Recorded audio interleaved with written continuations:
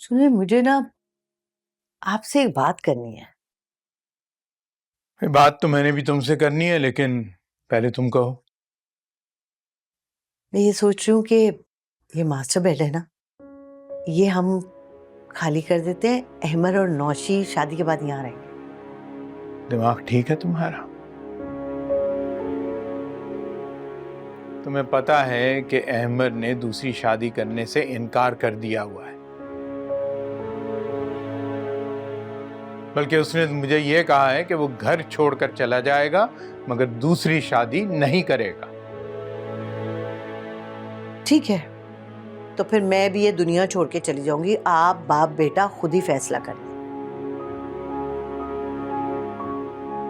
शराब, अल्लाह के कामों में दखल अंदाजी मत करो।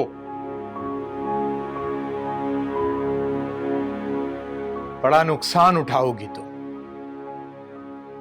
मैं अल्लाह ताला के कामों में कोई दखल अंदाजी नहीं कर रही, लेकिन मेरा हक है ना कि मैं भी अपने पोता पोती देखूं। और आप बाप बेटा ना जरा ये अहमकों की जन्नत से बाहर निकल आइए। देख लीजिएगा, वो दिन दूर नहीं है जब अहमर को खुद अपने बच्चे की कमी का एहसास होगा और वो इस गुल को छोड़ देगा।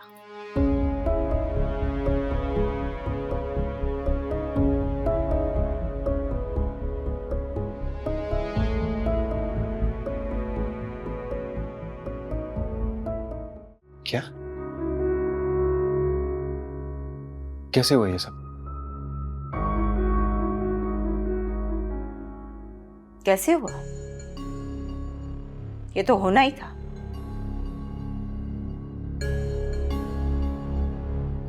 पहले ही दिन उसकी शक्ल देखकर बता दिया था कि किसी दिन फ्रॉड करके सब कुछ लूट कर इस घर से भाग जाएगी। वही हुआ। तुम चुप करोगी एक मिनट? मैं जरा भाई से पूछ लूं।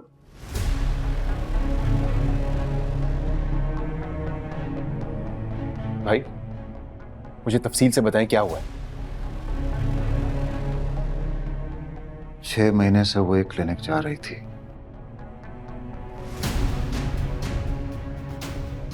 और हमेशा मुझे कहती थी कि मैं बाहर बैठ के उसका इंतजार करूं। आज भी ऐसा ही हुआ।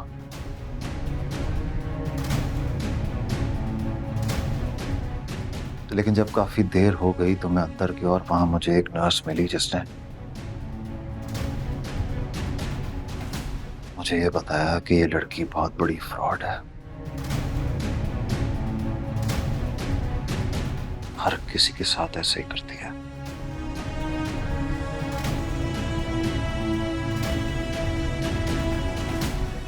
सबका सब कुछ लेकर भाग जाती है। यही बात हम दोनों कहते थे ना। लड़ता था हमसे उस चुईया की खातिर। बाइकआउट कर रखा था इसने हम दोनों से। ना सिर्फ ये, बल्कि अपनी फ्रॉड बीवी के साथ मिलकर हमारे खिलाफ साजिशें भी करते थे। और ये आपकी बीवी ऐसे मुंह फुला के बैठी जैसे पता नहीं इसका कितना जेवर चुरा के भाग गई है। हाँ, ऐसे ही ले गई होगी। अच्छा, दोस्ती तो बहुत थी तुम्हारी। हर वक्त तो साथ साथ फिरती थी तुम दोनों।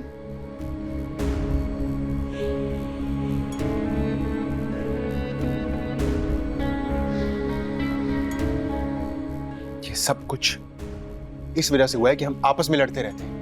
अरे यही लड़ता रहता है हमसे। पता नहीं कौन से कीड़े ने काटा है इसे। जब देखो हमारा अजली दुश्मन बना हुआ है।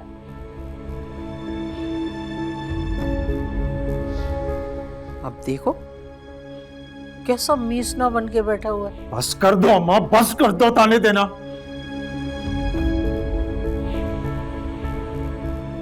मैं पहले ही बहुत परेशान। खुदा के लिए लड़ना बंद करें आप लोग और जाके अपने अपने रूम्स में देखें और क्या क्या गायब है। जाओ।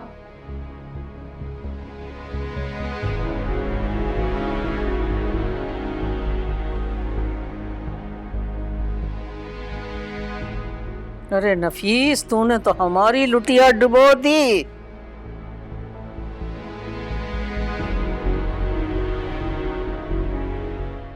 चीजें बहुत तेजी से हाथ से निकलती जा रही हैं। आपने अंकल से बात की? वो बेचारे भी मेरी तरह बेबस है। हमें कुछ भी मानने को तैयार नहीं है। वो तो क्या? बोलते बोलते रुक क्यों गए? बोले। अम्मी ने शर्त रखी है कि अगर मैंने दूसरी शादी नहीं की तो वो खुदकुशी कर लेंगी। क्या वाकई उन्होंने ये कहा? हाँ, मैंने यही सुना है उन्हें अब्बू से कहते हुए। मैं यही सोच रहा था कि अगर ज्यादा फोर्स करेंगे तो हम घर छोड़कर चले जाएंगे। नहीं, अगर उन्होंने वाकई खुद को नुकसान पहुंचा दिया तो?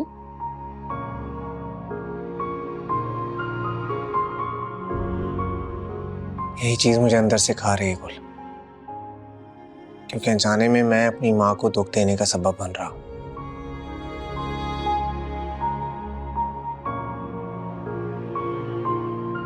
और अलमिया तो यह है कि मैं किसी को सच बताने के काबिल भी नहीं हूं। लेकिन अब बस बहुत हो गया। मैं अभी जाकर सबको सच नहीं, आप ऐसा नहीं करोगे। हम इस मसले का कोई हल निकालेंगे। कोई ना कोई तरीका तो होगा ना। कुल तुम देख नहीं रही हो कि हम किस नहज पे पहुंच चुके हैं। मुझे लगता है कि एक तरीका है और आप उसे बहुत अच्छे से हैंडल कर लेंगे। ऐसा कौन सा तरीका है? आप खाला जान के बजाय नौशी से बात करो। उससे बताओ कि मैं शादी नहीं करना चाहता। क्या पता जब वो ये सुने तो वो अपने आप ही पीछे हट जाए, हमें कुछ करना ही ना पड़े। कुल तुम कहती हो तो मैं बात कर लेता हूँ, बट आई नो कि कोई फायदा नहीं होगा। आप बात करके तो देखें।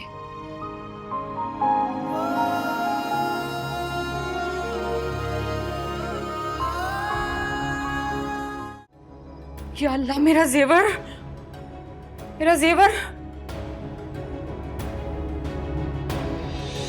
भाई ये लो तुम्हारी अमानत। जितने दिन मेरे पास रही है ना, ठीक से सो नहीं सकी हूं मैं।